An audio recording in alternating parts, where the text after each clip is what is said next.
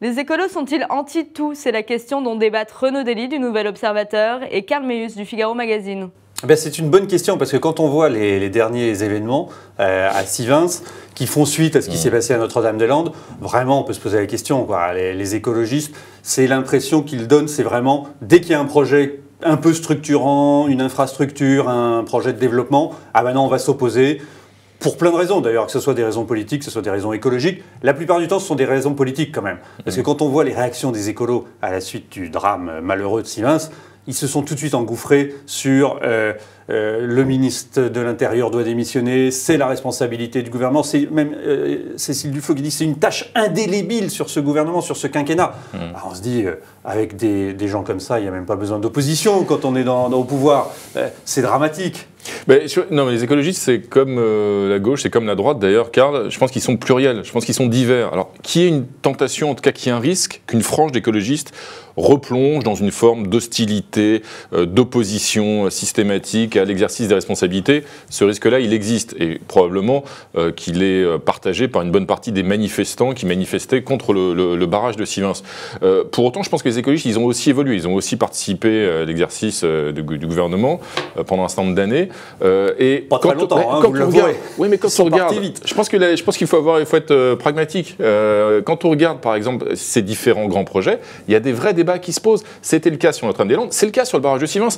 Le rapport qui a atterri sur le bureau de Ségolène Royal lundi dernier, il n'est pas écrit par une bande de chevelus ou d'hirsutes fumeurs de cannabis qui s'opposeraient à tout projet de développement. Il est écrit par des hauts fonctionnaires, des technocrates qui démontrent, paraît-il, et je ne suis pas spécialiste, que ce barrage a été surdimensionné et qu'effectivement la question de son utilité par rapport aux besoins de la région se pose.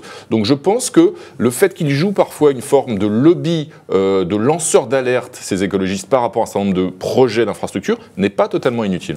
Sur ce point, je suis d'accord avec vous. Mais le problème, c'est que les écologistes, ils ne savent pas s'arrêter au milieu du gué. Ils vont jusqu'au bout, trop loin. Qu'est-ce qu'ils disent aujourd'hui? Ils disent qu'il faut arrêter le barrage. Alors que les experts disent, ce barrage, d'accord, il est peut-être surdimensionné. Au fond, on pourra en construire un d'une taille un peu différente parce qu'au fond, il n'y a pas autant de besoins que ça, peut-être pour les agriculteurs. C'est ça le problème. Notre-Dame-des-Landes, ils ne disent pas, on l'a mal construit, mal conçu, peut-être il est trop dimensionné. Ils disent, il faut tout arrêter.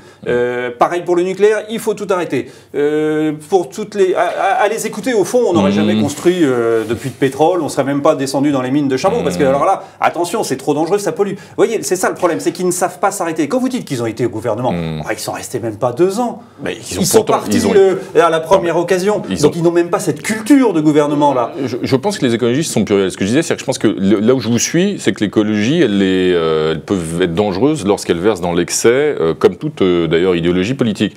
Je pense que l'écologie peut aussi être réformiste, qu'ils ont acquis pour certains d'entre eux une certaine culture de gouvernement. Je pense que par exemple, on le sait d'ailleurs, des divisions en interne, pour le coup on en parle suffisamment, des divisions chez les Verts, et qu'entre Jean-Vincent Placé qui rêvait d'être ministre et qui rêve sûrement toujours de l'être, et Cécile Duflot qui effectivement a pris la porte, même entre eux maintenant il y a des vraies divisions. Et je pense que la question sur le fond qui se pose par rapport au projet que vous évoquez, qui serait bloqué systématiquement par les écologistes, c'est la question de la décroissance au fond. La question de la décroissance, je pense que c'est effectivement une impasse. Le malthusianisme, la décroissance. Mais quand on regarde l'évolution globale de la pensée écologiste, ils versent aujourd'hui plutôt vers une forme de ce qu'ils appellent une croissance verte, une croissance durable, qui n'est pas la décroissance, qui est d'essayer de repenser la croissance par rapport à un certain nombre d'impératifs liés à l'environnement qui s'imposent à tous. Le Grenelle de l'environnement, il n'était pas porté non plus par des manifestants d'extrême gauche et libertaires, il était porté par Nicolas Sarkozy, à une époque où Nicolas Sarkozy lui-même pensait que l'enjeu écologique s'imposait à nous tous. Je sais que souvent Nicolas Sarkozy varie, mais je pense qu'en l'occurrence, il était lucide. Surtout sur l'écologie, puisque au bout d'un moment, après, il a dit que l'écologie, ça commençait à suffire quand il y avait trop de normes pour les agriculteurs. Non, le problème, c'est que tout ça a été politiquement tranché en 2012, au moment de la présidentielle. Et c'est là qu'il y a un vrai problème politique, et c'est le problème de François Hollande et de Manuel Valls. À la présidentielle, les écologistes avaient une candidate, avec un projet écologique très fort. Ça a fait combien à la présidentielle? Un peu plus de 2%. Et aujourd'hui, on se retrouve... Les socialistes se retrouvent, mais donc la France se retrouve pris en otage par des gens qui pèsent à peine 2% aux élections. aux législatives d'ailleurs, et comme aux sénatoriales, s'ils ont des élus, c'est grâce au Parti Socialiste. Et là, on a envie de dire au Parti Socialiste, mais laissez-les tomber. Si vraiment ces gens-là vous empêchent d'ailleurs de gouverner, ces gens-là sont hostiles même au gouvernement, vous empêchent de faire des travaux, de faire des projets d'infrastructure. À quoi ça sert de rester avec eux? Ils font même pas 2% à la présidentielle. Je pense que les socialistes auraient tort de considérer justement les écologistes uniquement comme des bloqueurs, des empêcheurs de tourner ou de réformer en rond, si j'ose dire. Parce que la problématique écologiste et environnementale, elle dépasse largement le cadre électoral du Parti des Verts. On peut rêver d'un parti écologiste, d'un parti vert plus adulte, plus sage, plus réformateur, je vous l'accorde. Mais les socialistes, comme d'ailleurs la droite, et même par exemple le favori de la droite aujourd'hui, Alain Juppé, il a de longue date, en tout cas essayé d'intégrer dans son logiciel cette dimension-là, ils auraient tort de nier, de négliger la problématique environnementale et donc le rôle de lobbying que peuvent jouer les Verts en la matière. Et en fait, c'est la vraie question que vous posez, c'est... Merci, Karl. Au Parti Socialiste comme à l'UMP, il vaut mieux avoir des gens qui ont une fibre écologique. Vous avez cité Alain Juppé, je vais citer pour le Parti Socialiste Ségolène Royal.